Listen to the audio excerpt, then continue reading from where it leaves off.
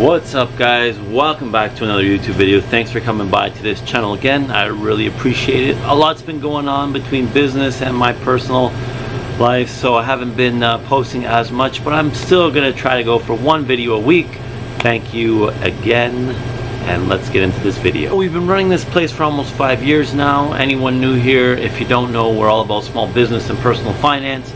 Maybe you should follow our journey if you're interested in anything like that by subscribing down below. And yeah, we try to keep it real. I give you the inside scoop on what it's like to run your own business, how to start a small business, and you know, the reality of being an entrepreneur and the ups and downs that come with it. That's what this channel is all about. Please hit the like button to get this video to other people. It really helps this channel out. So we're closed every single Monday. As you can see, some of these shelves are bare, and it's just the one day that I take to make a YouTube video, stock the shelves, do inventory, have one day without customers. And honestly, I would recommend that to most small business. Have one day off at least, just to have, you know, a light at the end of the tunnel where you know you have one day to yourself, that you don't need to really be at the shop or really be, you know, dealing with customers or stocking shelves or serving coffee.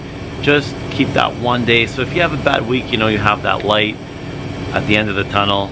Even for your staff, just keep your, you know, mind kind of sane with that one day off a week. So you look around and this world we're in right now, and people get up, eat some food they don't really want to eat because they're in a rush, grab a quick coffee, commute in traffic for a half hour, go to a job, listen to a boss they don't like. And I'm not saying everybody, I just listen to so many people's conversations, and I talk to so many people now that it's all so similar.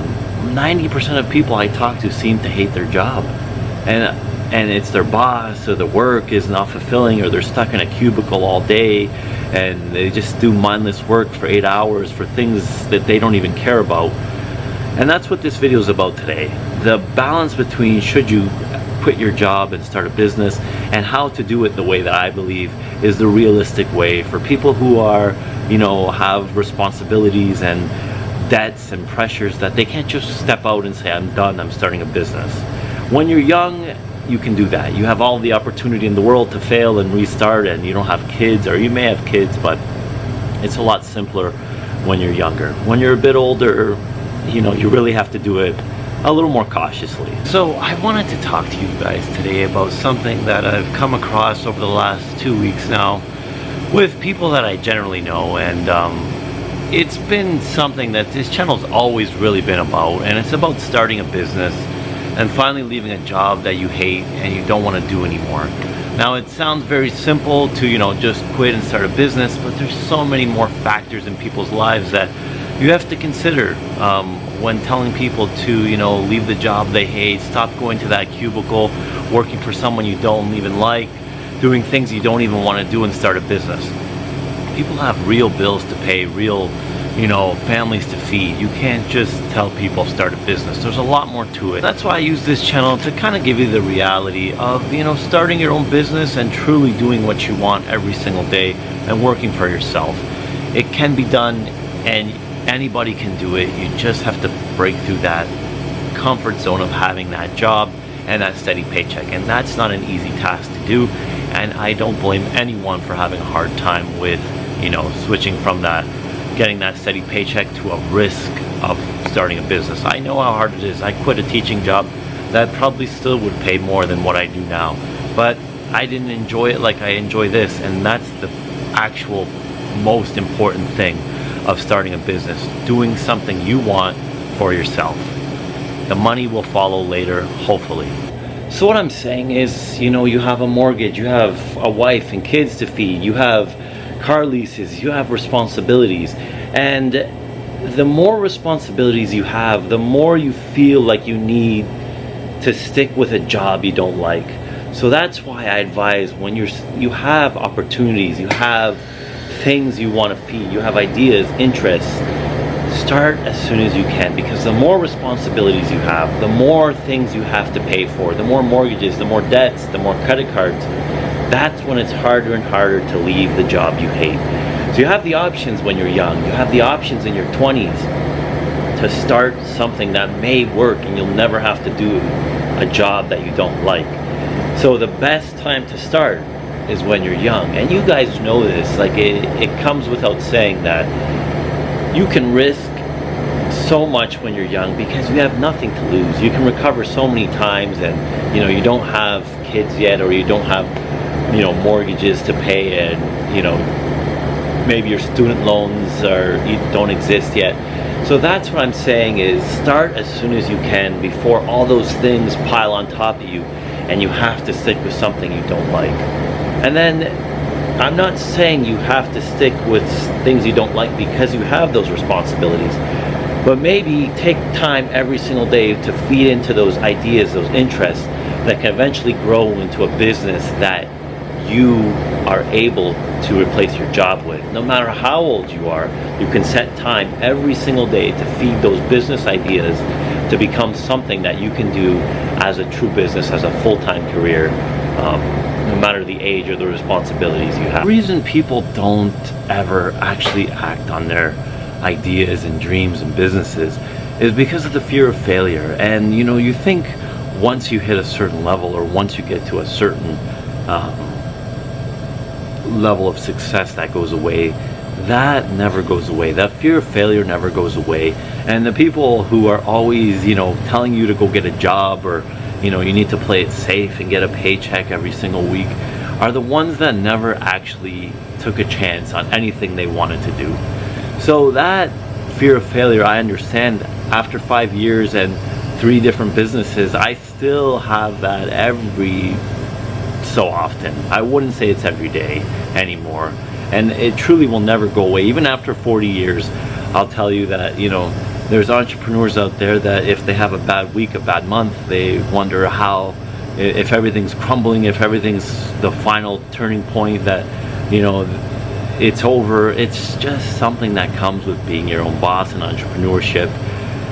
And that's what you have to deal with. It's an emotional roller coaster, and until you actually put your mind towards doing something that you really want to do, and stop doing something that you hate every single day, then that's going to be the first step you have to get over. At the end of the day, and I still get it today, you're told to get a job, go work for someone who will give you benefits, keep you safe, give you a steady paycheck, help you, pay a mortgage and deal with all these credit card debts and car leases that you're supposed to have to impress people you don't even like. But we're never told to sit down, find our true interests, and grow those interests into something that can be a lifelong business that you can grow beyond what any job can give you financially, and for your own mental capacity, to give you that fuel you need to get up every day and say, I like what I'm doing, I feel fulfillment, I'm working for myself, I can make my own decisions, I don't have to deal with a boss who doesn't care about me, or a job that can replace me in a second. I'm not just a cog in the machine where as soon as I turn 55 I'm replaced with someone younger. You're never actually told that. You're told to get a job, get a house, and do that for 40 years, and you got to be happy with that. I want this channel to be another one of those channels on YouTube that tells you can break the mold and do whatever the F you want. I don't like swearing on this channel, so yeah, you probably won't hear me swear, but you know what I mean.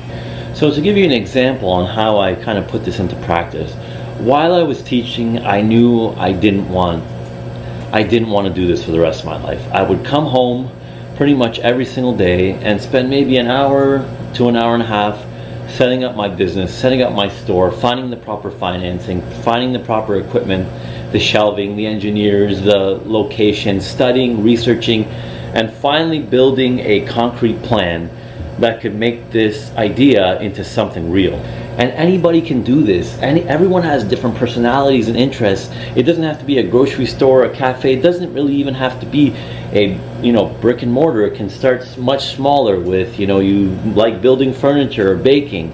If you can spend an hour a day on doing something that builds on your interests, eventually that interest, you'll keep getting better and better at it, and it can truly become a business. And I'm not here to tell you you're going to make millions with your ideas, But stop keeping your ideas as just ideas you talk about around a table, and years go by and you're still wondering, oh, maybe I should have tried that. When you have a certain amount of time you can allocate almost every single day to keep building on, I don't know why I'm off center on this camera, on these ideas and things that you actually like, and you don't have to work at a job at a cubicle or commute an hour a day for, you know, a job you don't even like, while building something you truly want to do that eventually can replace that full-time income. And I'm also not telling you that starting a business is easy and it's all sunshine and rainbows. I still work probably 60 hours a week, regardless if it's for myself or for someone else. It's still work. So you can get that out of your head that once you start a business, you'll be on vacation more, you'll be, you know, sitting on a beach while your employees work. That's the reality that people think is true before they start a business. When you're actually in the business for the first 4 or 5 years, trust me, there's not going to be too much free time, but the sense of fulfillment and achievement will be 10 times more than you working at a desk for 8 hours a day for, you know, something you really don't want to do. So I want to end this video here, guys. I hope I got through to you with what I kind of meant by taking the cautious route and starting your business while keeping the job that you don't really want to go to. But once you feed those ideas, they can eventually replace what you're currently doing and not enjoying. Like Felicia, for example, just became a real estate agent, and she may or may not do that full time instead of the store. We're going to see she's still building it, she's still growing it, but it's another avenue for us to kind of build upon. Well, mainly her, but yeah. It's just another example on what I'm kind of getting at. You need to build the things you're trying to build while you're doing your full-time kind of gig that you may or may not enjoy. Have a good day.